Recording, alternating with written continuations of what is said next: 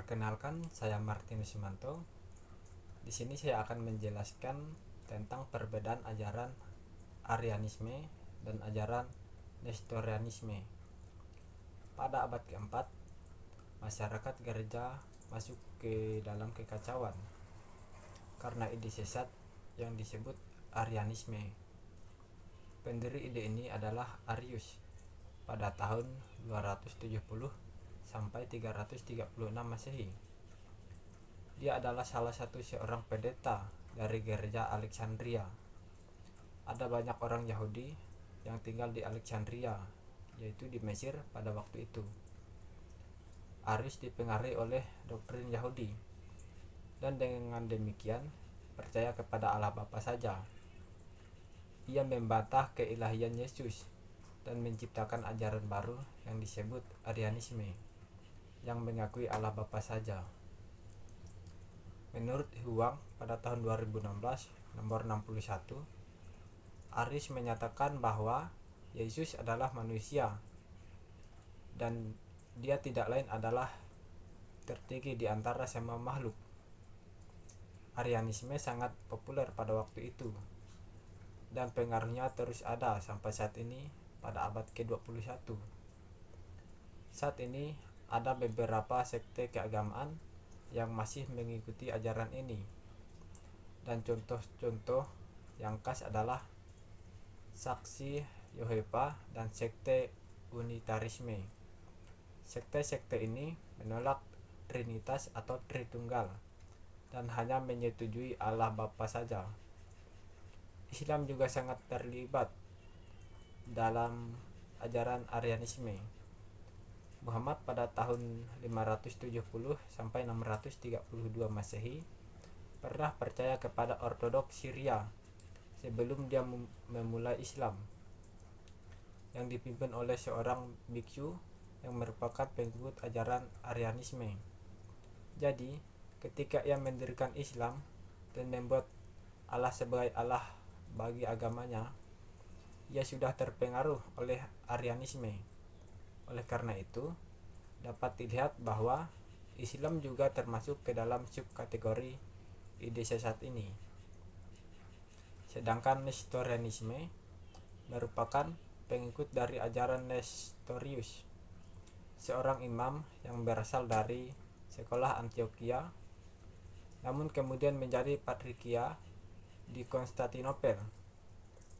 Ia mengajarkan bahwa Yesus dilahirkan dari perawan Maria hanya sebagai manusia biasa.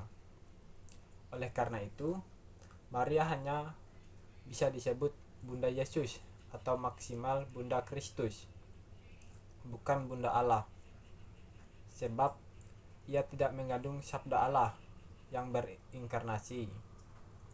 Widodo pada tahun 2004 nomor 127 menyimpulkan keilahian Yesus Kristus baru bersatu dengan kemanusiaannya pada waktu tertentu, kemudian meninggalkannya pada saat ia disalib.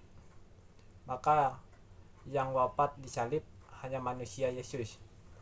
Pandangan Nestorius dan para pengikutnya ini ditentang oleh Krilius, Patriarki Alexandria. Baginya Yesus Kristus memiliki kodrat yang menyatu. Artinya, dengan inkarnasi, kedua kodratnya menjadi satu sebagai satu pribadi. Tentu saja karakter khas dan kegiatan masing-masing kodrat tetap ada dalam dirinya. Dalam kesatuan yang tak terbagi, tetap tercampur. Dia adalah salah satu pribadi yang berinkarnasi untuk menegaskan keyakinannya itu. Ia menggunakan ungkapan miaphysis tu theologu sexakomene, yakni satu kodrat Allah, sang sabda yang menjadi manusia, dengan istilah satu kodrat. Krilius hendak menggarisbawahi bahwa dengan inkarnasi, kedua kodrat Kristus sungguh-sungguh menyatu sebagai satu pribadi.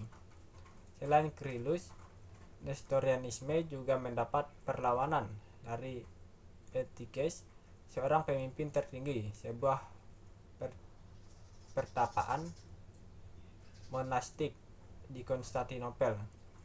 Sayangnya, ia kemudian jatuh ke dalam ekstrim lain dengan menegaskan bahwa Yesus Kristus hanya memiliki satu kodrat. Menurutnya, dengan berinkarnasi berarti kodrat kemanusiaan yang diserap oleh kodrat keilahiannya sehingga hilang sama sekali. Sebelum berinkarnasi memang ada dua kodrat, namun setelah berinkarnasi hanya ada satu kodrat. Ajaran Eutyches ini tidak diterima baik oleh mereka yang menolak maupun menerima hasil dari Konsili Chalcedon.